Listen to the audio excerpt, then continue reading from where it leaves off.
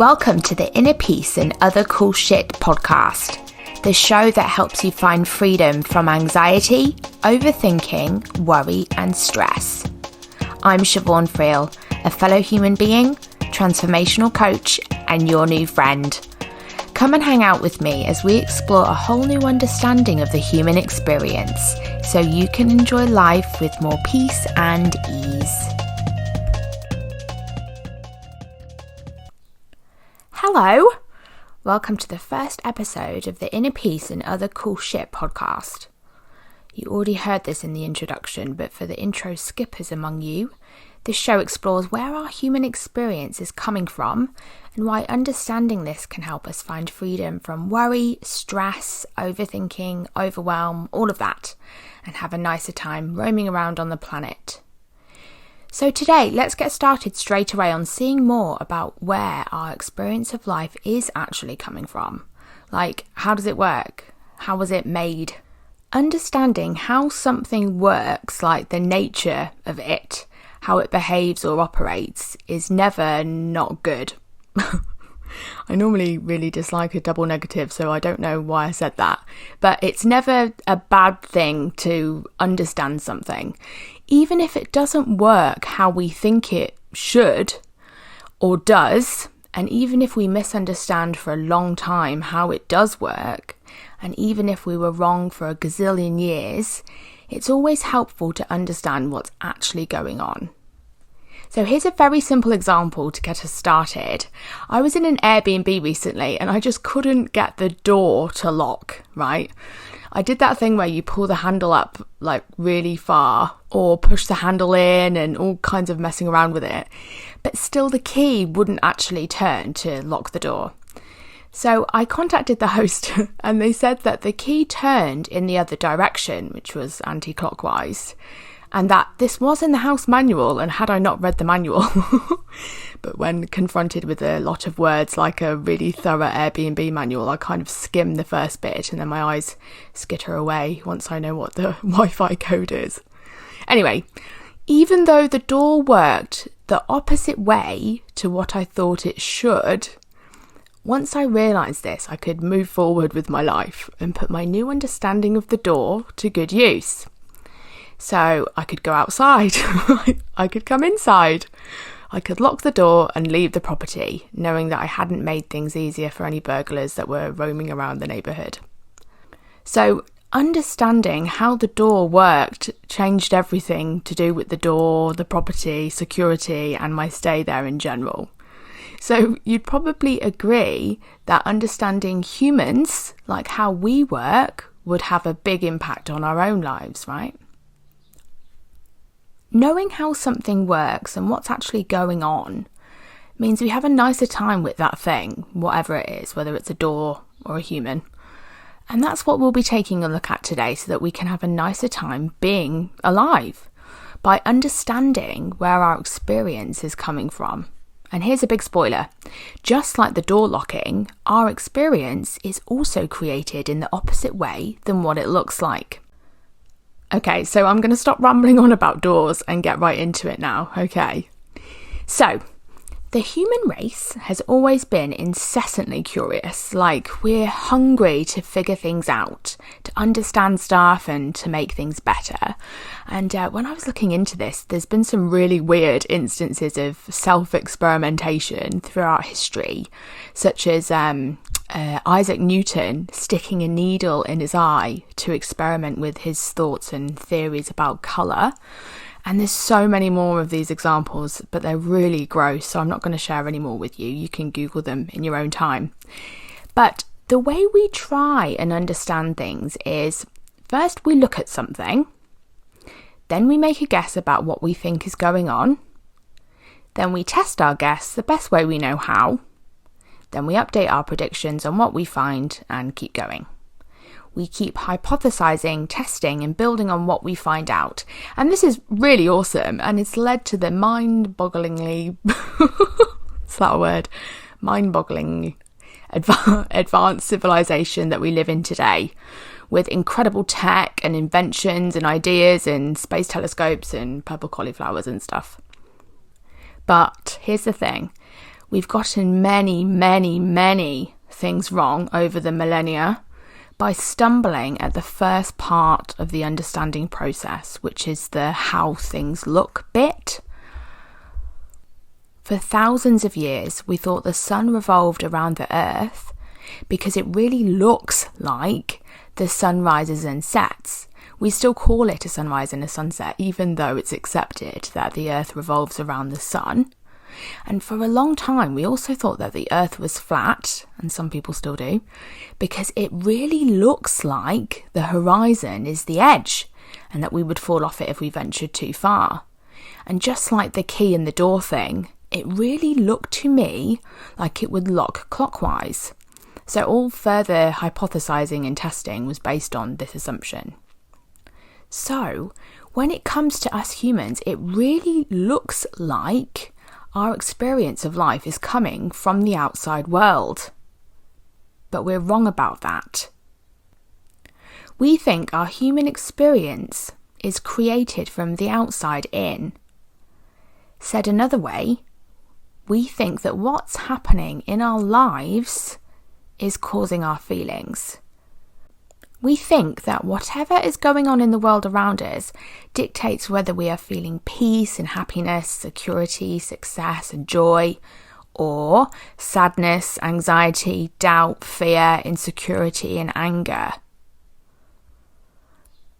Because we believe that things in the world cause our feelings, we're always trying to get something in life, to keep something we have or to get rid of something that we don't want in order to feel better.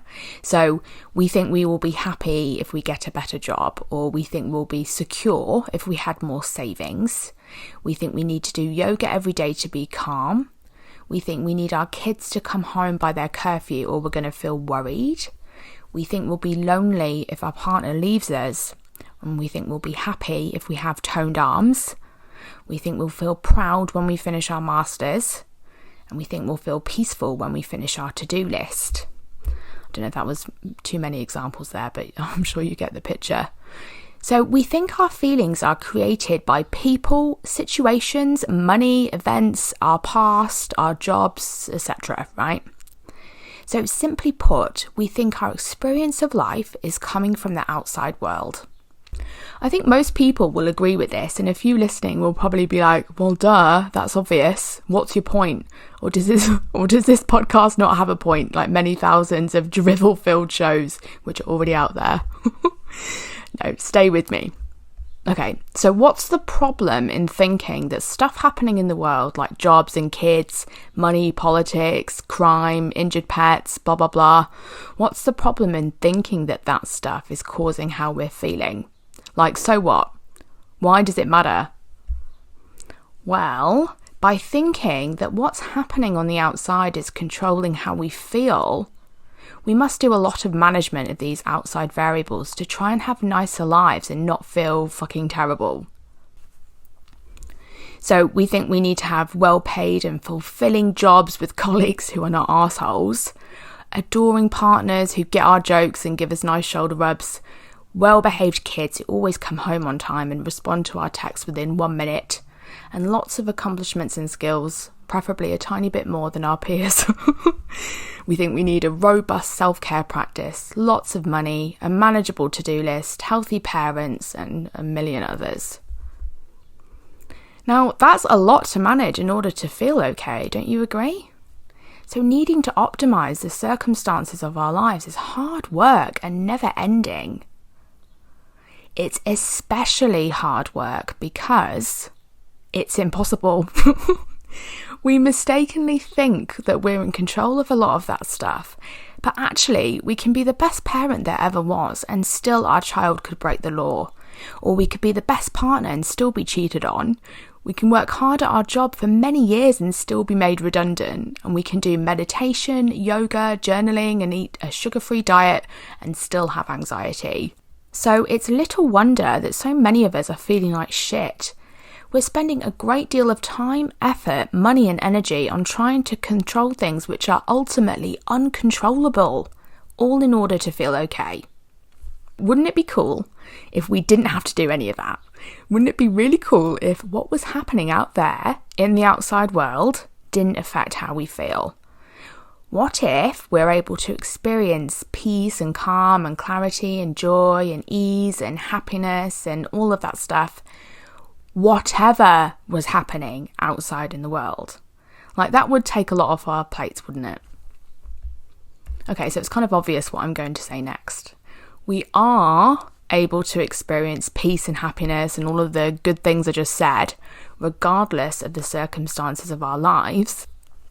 And you're going to be like, yeah, what utter crap. But let's take a look at this.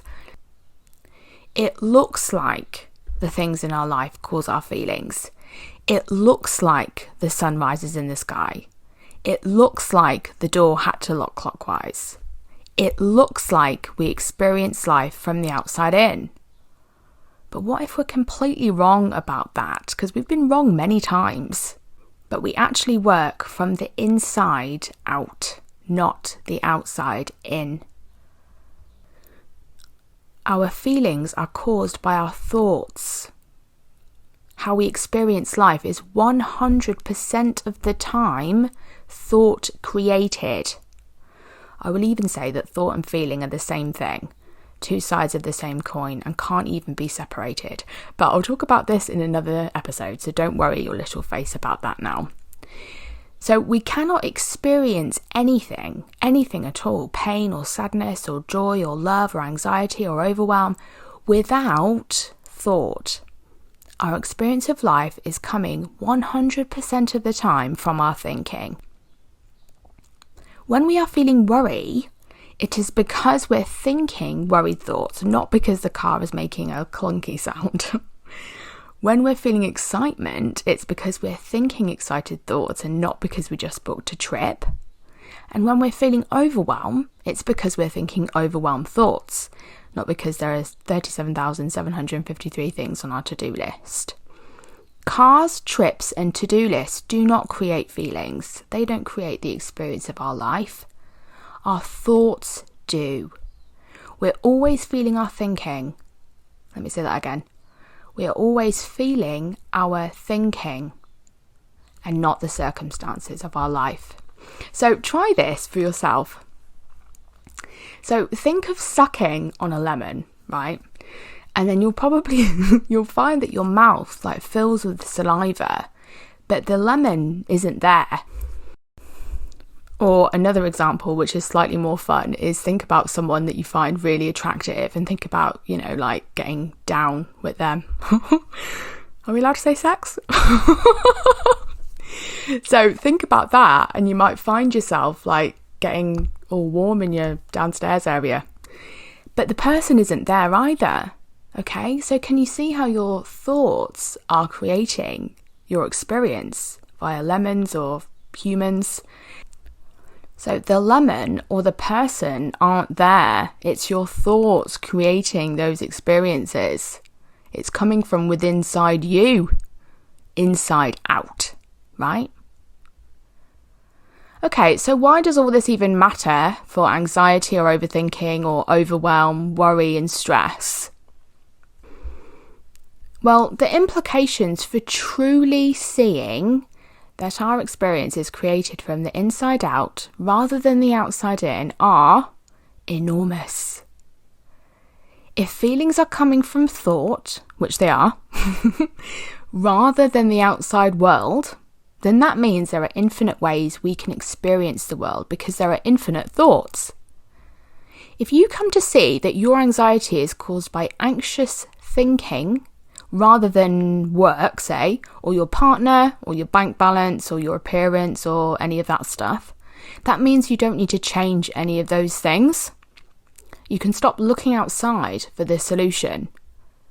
And when you come to see that overwhelm and stress is caused by thinking too, you don't need to make changes to your schedule or stay up all night working or turn off your phone and hide under the covers with a mug of wine at 10 a.m. to avoid it all. I've definitely done that one, by the way. Up to now, if you're like, so what? It still sucks. Then I hear you. So meet Anxious Alice. Anxious Alice is a human like you, and she's going to help us understand some of the things that we're going to be talking about in upcoming episodes. Anxious Alice believes that she's anxious because of her job. She has a high volume of projects to manage with unrealistic deadlines, and her boss is an arsehole, and her colleagues are incompetent imbeciles. When anxious Alice learns that her anxiety is caused by her thoughts, she is sceptical and frustrated. So even if she can get on board with the notion that it's her thinking and not the job that's causing her anxiety, that's not helpful to her. So what, says anxious Alice. I don't care whether it's my job or my thoughts which are causing my anxiety. I just need it gone. Or, well, it doesn't help me to know that anxiety is caused by anxious thoughts. I still have anxiety and I hate it. So if, like anxious Alice, you're thinking the same, then I totally get that. I thought the same when I really struggled with anxiety and overthinking and overwhelm and stress and worry, and I was basically having a really shit time in life. The key to experiencing inner peace and other cool shit is by understanding how anxiety and worry are created, which is through our thoughts, which I've touched upon today, and then seeing the true nature of thought, which I'm going to go into next time. Now, big spoiler, thought is not what you think, and it actually doesn't even matter that much. Seriously. Come and join me in the next episode. Okay, thanks for listening. Bye. Thank you so much for listening. This is the part where I ask you to share, review, and subscribe to the show. So if you go and do that, I would absolutely love it. If you have thoughts or questions or insights about this episode or anything really, come and share them with me on Instagram at SiobhanFriel or visit me at siobhanfriel.com. See you next time.